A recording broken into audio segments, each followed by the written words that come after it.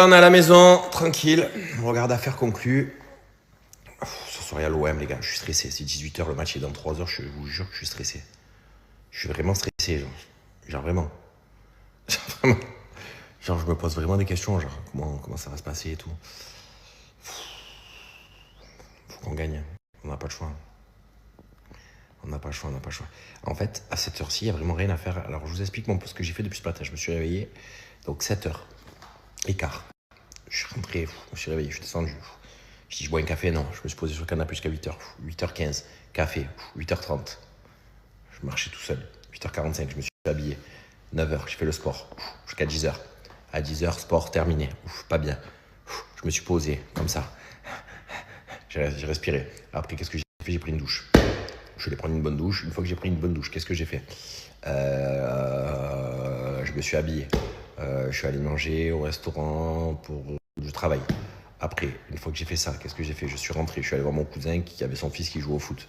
Je l'ai regardé jouer, j'avais trop froid. Du coup, je suis parti. Une fois que je suis parti, qu'est-ce que j'ai fait? Rien.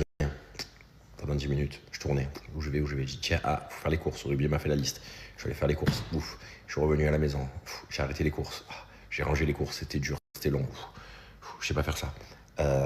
Il faut une femme dans sa vie. Je sais pas faire les courses. Bref, après, je suis rentré, je me suis assis sur le canapé parce que les courses étaient longs.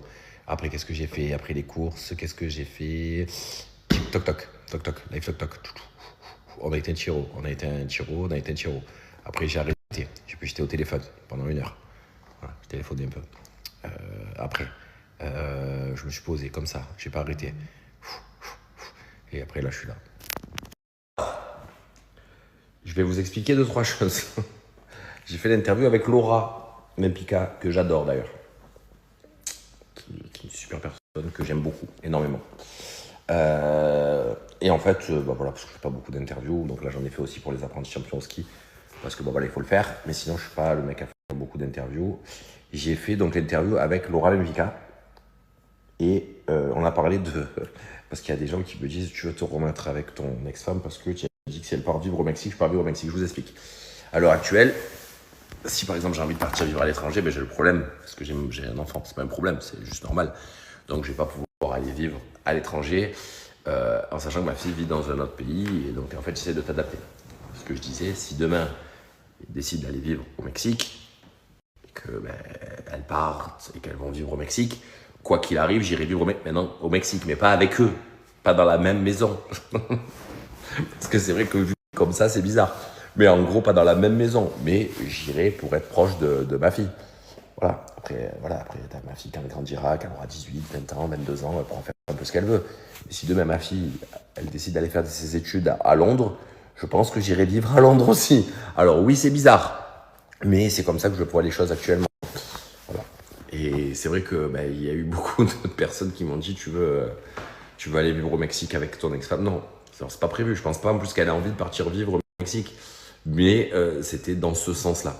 C'était pas dans le sens me remettre avec, parce que voilà, au bout d'un moment, voilà, c'est vrai que j'ai vu plein de choses, elle a fait des interviews, en fait, je pense qu'être gentil avec son ex-femme, surtout quand t'as un enfant avec, c'est ce qu'il faut. Il y a eu des moments où ça se passait pas comme ça du tout, pour plein de raisons, comme quand par exemple, je sais pas, j'étais en couple, c'est que c'était pas non plus...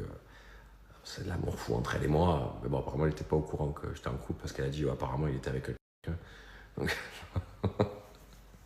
non, mais voilà, du coup, ça m'a fait rigoler. Et voilà quoi. Du coup, voilà. Donc, non, je ne veux pas vivre avec elle, mon ex-femme, donc au Mexique. Si demain elle décide de partir à l'étranger, je la suivrai. Voilà. Si demain elle part à l'étranger avec ma fille, je la suivrai, quoi qu'il arrive. Et que ce soit au Mexique ou à Tombouctou. Voilà, ou n'importe où. Parce que j'ai envie d'être proche de mon enfant. Sinon, oui, j'aurais pu partir vivre à l'étranger depuis longtemps. Mais quand tu as un enfant, tu as des responsabilités. Je pense qu'il faut les assumer. C'est mon avis. Et voilà. Maintenant, après, on fait comme on peut aussi. J'arrive à comprendre aussi. Mais moi, actuellement, quoi qu'il arrive, ce sera ma priorité dans ma vie.